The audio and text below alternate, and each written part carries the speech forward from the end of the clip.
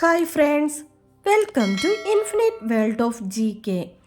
ഇന്ന് നമുക്ക് താമരയെക്കുറിച്ച് ഒരു കൊച്ചു കുറിപ്പ് തയ്യാറാക്കാം. ശുദ്ധജലത്തിൽ വളരുന്നതും ജലനിരപ്പിൽ നിന്ന് ഉയർന്നു വിരിയുന്നതുമായ മനോഹരമായ ഒരു പുഷ്പമാണ് താമര. ഇന്ത്യയുടെ ദേശീയ പുഷ്പമാണ് താമര. താമര വളരുവാൻ ഉയർന്ന അന്തരീക്ഷ ഊഷ്മാവും സൂര്യപ്രകാശവും ആവശ്യമാണ്. ഇളം റോസ് നിറത്തിലുള്ള താമരയാണ് സാധാരണയായി കാണാറുള്ളത് എങ്കിലും വെള്ള നിറത്തിലും താമരയുണ്ട്. അലങ്കാരത്തിനും ആരാധനയ്ക്കും സൗന്ദര്യ സംരക്ഷണത്തിനും താമര ഉപയോഗിക്കുന്നു. കൂടാതെ താമരയ്ക്ക് ധാരാളം ഔഷധ ഗുണങ്ങളും ഉണ്ട്. താമരയുടെ തണ്ടിനെ താമര വളയം എന്നാണ് പറയുക. ജലസസ്യമായ താമരയുടെ വേരും കിഴങ്ങും മണ്ണിനടിയിലാണ് വളരുന്നത്.